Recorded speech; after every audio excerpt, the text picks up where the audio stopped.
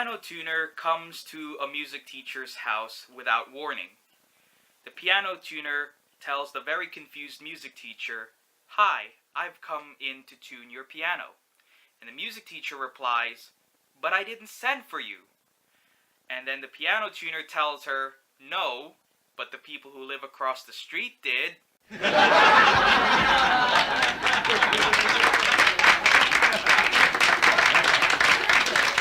Hello everybody, and welcome to Gameboy TV, the birthday vlogs. Unofficially they are birthday vlogs because I'm filming this at a time when I just celebrated my birthday, and I just celebrated the end of the 6th year of Gameboy TV and entering the 7th.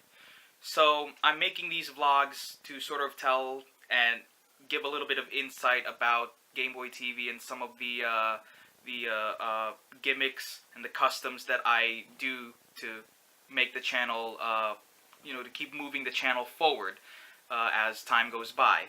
So for people who have been longtime subscribers of Gameboy TV or have seen a Gameboy TV video, you know that one of the signature qualities is the use of the canned laughter and applause, or as I refer to it as the fake audience. Now, it's ironic that I use laugh tracks because I'm one that actually, as I grew older, stopped watching TV shows that use a laugh track. I don't know if it's because I've been exposed to it way too much that I've started to get tired of it, or maybe that there's just too much laughter that's happening in a span of a 30-minute episode with commercials. So I'm going to actually explain the history of the laugh track's purpose and maybe how I'm trying to find maybe a way for myself and for Gameboy TV of how to use the laugh track without it being overused, if it makes any sense at all. So, back in the 1960s, many television sitcoms such as The Andy Griffith Show, Scooby-Doo, The Flintstones, and The Addams Family used a laugh track. Now keep in mind, television was still young back then, so the laugh track's intentions was to emulate the sound of a real audience watching a live performance on stage. And also, psychologically, we're more inclined to laugh when we hear other people laughing along. So, in a way, to see it in a very positive light, the laugh track is designed to emphasize comedic points of a show rather than looking at it from a pessimistic or negative point of view and saying that we as the audience are dumb for not knowing where to laugh, and that the laugh track is intended to tell us where to laugh exactly. Now, some jokes are written poorly in sitcoms, and the laugh track is used to cover up the poorly written joke or that stale comedic scene. Have you ever seen clips on YouTube where people take a clip from a sitcom, remove the laugh track, and the jokes don't sound as funny as they would when you saw the episode air on TV? But in the case of Gameboy TV, I want anything that's funny to happen organically. I never want to try to force humor or try to be intentionally funny if that's not really my strong suit. But my first couple of years on YouTube, if you ever watched videos from like 2011, 2012, I sort of did force a lot of things because, number one, I was pretty immature and I was just, getting out of high school. I was still young, still naive, and I wanted to follow like famous Let's Players because, I wanted to upload video game walkthroughs on YouTube and be entertaining and funny so that many people can watch it too. But maybe I wasn't emulating as I was actually copying, and I was a little too hungry to get a lot of subscribers. But eventually I learned to calm down, mature, think long term, and try to find an identity for myself that I'm satisfied with. I could look up to heroes on YouTube for inspiration, but in the end, it's, like, Gameboy TV is going to be unique in its own way, the way that I want it to, the way that I want it to be. And it has to happen naturally and not something that you could force. And eventually, I would get some sort of a following, even though 280 something subscribers isn't too much in the grand scheme of things.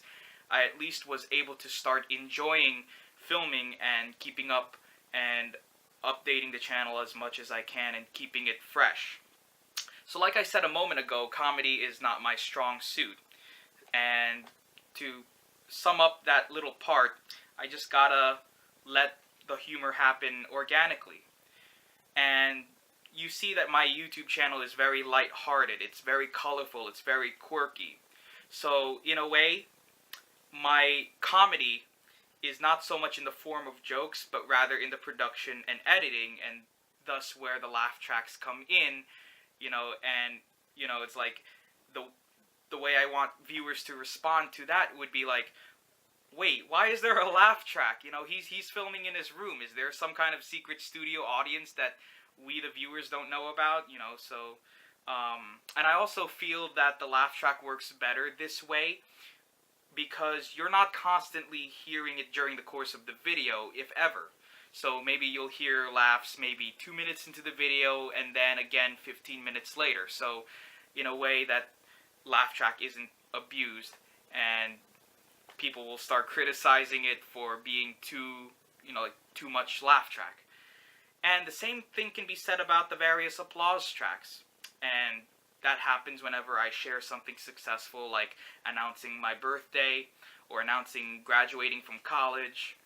And, during video game walkthroughs in which I complete a mission or mini game, I will use different degrees of applause, from simple clapping to a 20-second standing ovation, pretty much. Again, just like the laugh tracks, I sparingly use them so that it sort of surprises the viewer, I hope. And by the way, the websites that I use for these laugh tracks are packdv.com and soundbible.com.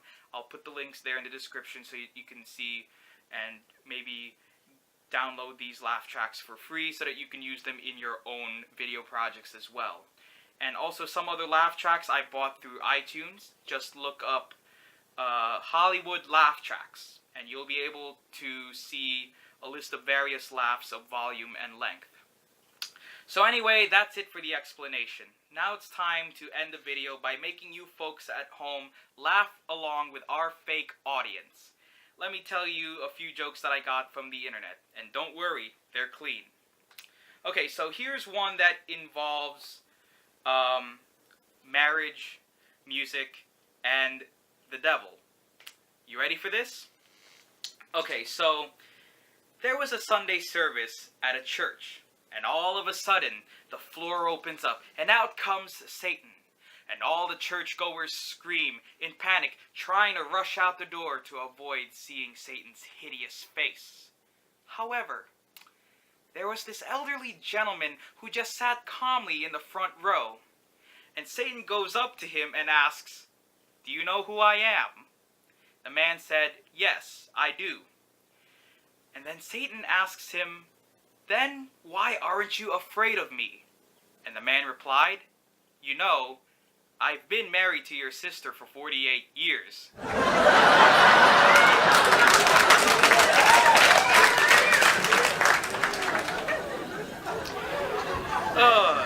Even though I'm not married yet, as a pianist, I can tell you that marriage is like playing piano. It looks easy until you try it. You'll have some good days, you'll have some pretty awful days. If you're not meant to play the piano, you're probably going to be happy for only a month. And then, after that, you'll think that the piano is associated with the devil. And by the way, that gentleman who was not afraid of Satan in the church, he actually is a composer. An unnamed composer. And he composed for the piano. Ooh.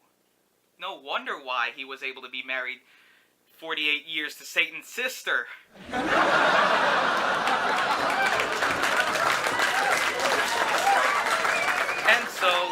Not long after the encounter at the church, the gentleman died.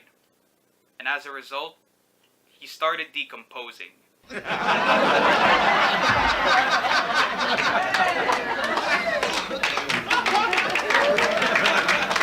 everyone. Thank you so much for this video. And remember to hit that subscribe button to Game Boy TV.